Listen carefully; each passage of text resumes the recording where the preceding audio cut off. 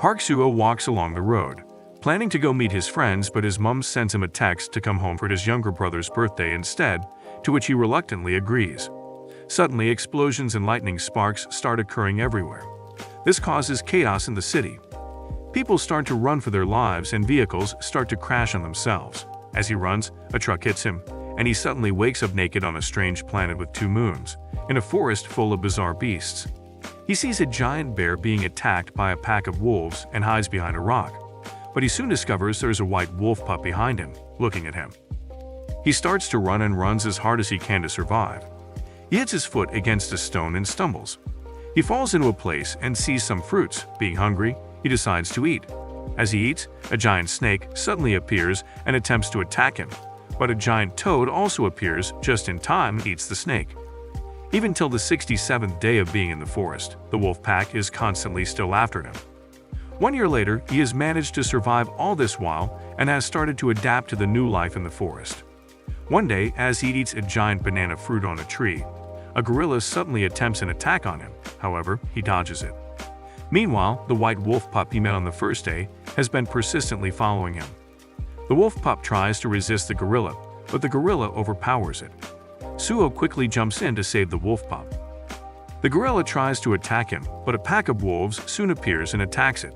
However, they didn't attack him knowing that he saved the white wolf pup, which happens to be the son of the Wolf King, the leader of the Crimson Wolves. Since then, he becomes a part of the wolf pack and starts to participate in territorial fights with them for survival.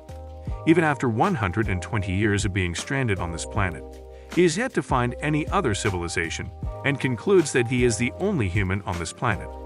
He continues to live with the wolves until he becomes king of the wolves after 500 years. One day, as the Wolf King, he starts a war with the gorilla race over Moonlight Hill. As the wolves fight against the gorillas, he attempts to attack a gorilla and suddenly experiences something strange. A bright light shines and he gets transported back to Earth through a portal. He loses consciousness and is taken to the hospital by agents of the Awakener Bureau. After he wakes up, he narrates all the events that happened during the 1,000 years he was away to the doctor. However, the doctor thinks he must be crazy and is suffering from PTSD. At the Awakener Bureau, they discover he is an F-rank returner patient and wonder how he managed to go through a portal being just an average person. To become a true returner that can pass through a portal, one has to kill monsters and steal their dimensional energy, which is quite impossible for an F-ranker. Although Park Suo had always desired to return, now that he is back, everything feels unfamiliar, and he wonders how he ought to live from now on. Choi Soo-dum from the Awakener Bureau pays him a visit at the hospital. She wants to verify his situation with her eyes. She finds him acting weird. She then gives him a document containing the information he ought to know as a returner and tells him to sign. But he starts to draw a wolf on it. He is shocked when Choi Soo-young tells him that he's only been away for 10 years and that he should return to his family when he fully recovers. He thought that he had lost his family already and is now alone in this world after he had to leave his wolf family on the planet he returned from. Although his mom and dad died the day he went missing, his younger brother, Juno, is still alive. He immediately runs to meet the doctor asking to be discharged so he can go see his brother. The doctor allows him to leave the hospital, however, he does it on a condition. While in the taxi heading to meet his brother, he discusses with the driver, and the driver tells him about some major events that have happened in the last 10 years. 10 years ago, on the day of the Great Disaster, a door to another world opened, and the Earth was invaded by monsters from other worlds, which caused the loss of many.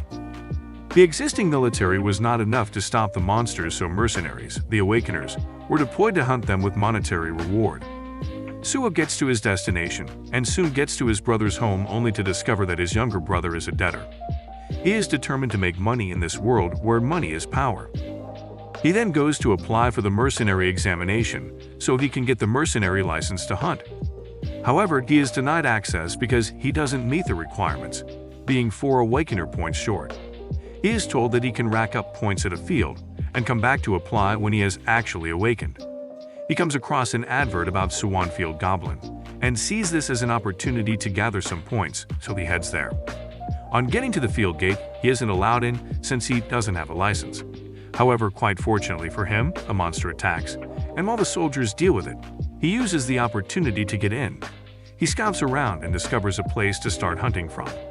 He swiftly runs there and sees some goblins trying to attack a dog.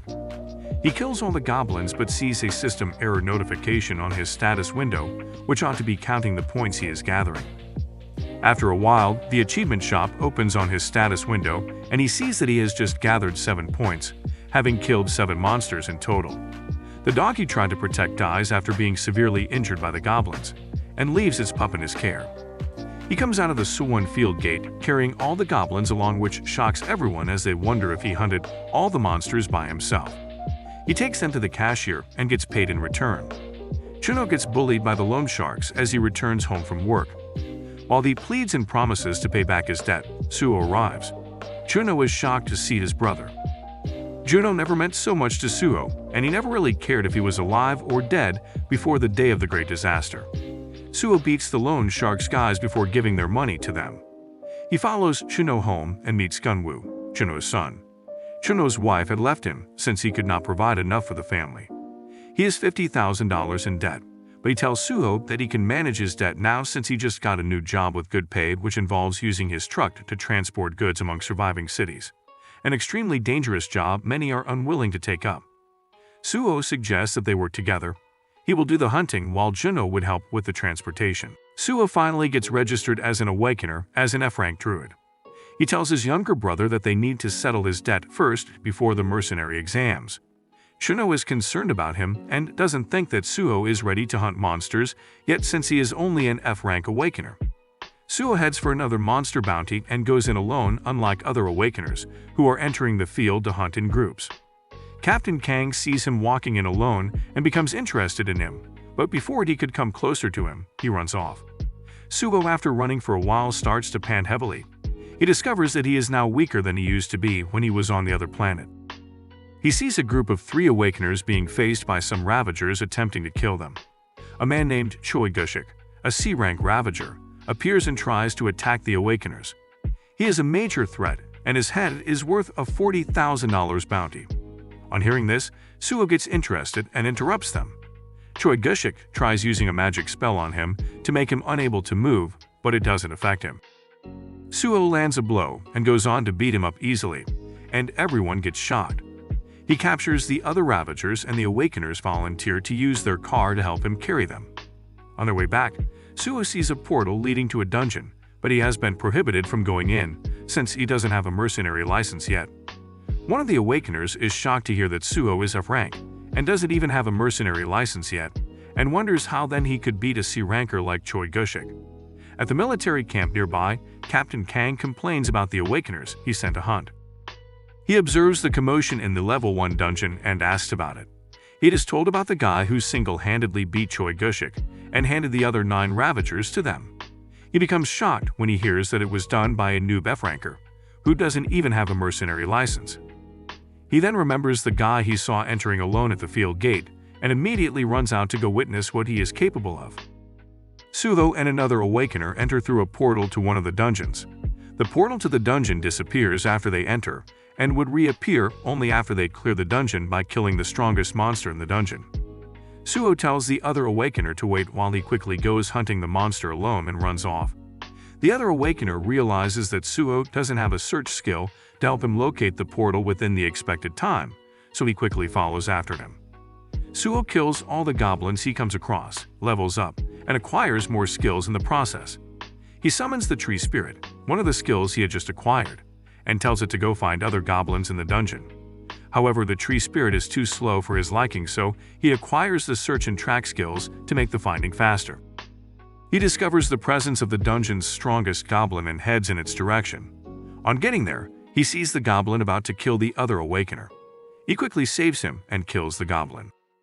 The portal reopens and they head out of the dungeon. The soldiers are astonished to see that he cleared the dungeon in a short time. After a while, Captain Kang visits him and offers him to be a part of his guild, but he refuses as he doesn't like to be under anybody. He returns home and doesn't meet Chuno and his son. He spends some time with the granny at the home before Chuno later arrives with his son. He surprises Chuno by giving him a sum of $50,000 to settle his debt, and then he spends time with his son while he is away. However, when Chuno returns, he collapses to the ground just as they come to welcome him, being severely injured. Suho heads over to the loan shark's office in anger. He beats them up and also embarrasses their boss, Kim Jong-soo, for beating his brother who only came to settle his debt. However, Kim Jong-soo plans to get revenge on both Suho and his brother for the embarrassment he caused him. Meanwhile, Captain Kang is still on Suho's matter and tries to find out more about him. He soon discovers that he is a member of the intelligence service and thinks it's the reason he didn't accept to join his guild. Suho visits Shuno in the hospital. Shuno tells him it'd be nice if he passes the upcoming mercenary exams and gets accepted in a guild. He offers to help Suho look for some high-ranking guilds, but he declines. Suho tells him he would be making his own guild instead.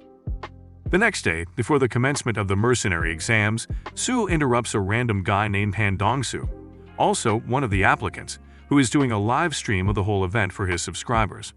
It's probably the first time Suho is witnessing such. After a while, all the applicants are assigned to their respective supervisors, with Han Dong-soo and Suho assigned to the same supervisor, Choi Soo-young. Han Dong-soo is sad about this. No one wants to be with her since she is known for failing applicants. While in the locker room, he makes a fuss about this, and Suho interferes by saying that he shouldn't blame the supervisor since it is he who isn't prepared for the exams. He gets angry, and Suho suggests that they both go to the ring to settle this like men. Choi Soo-young meets them fighting in the ring and says she only needs one of them to take the blame. Whoever loses in their fight fails the exam. Suho is of course overpowered, so what will Choi Soo-young do after he beats him? If you want part 2, comment Druid down below. Also, don't forget to like this video and subscribe to our channel. See you guys in the next video.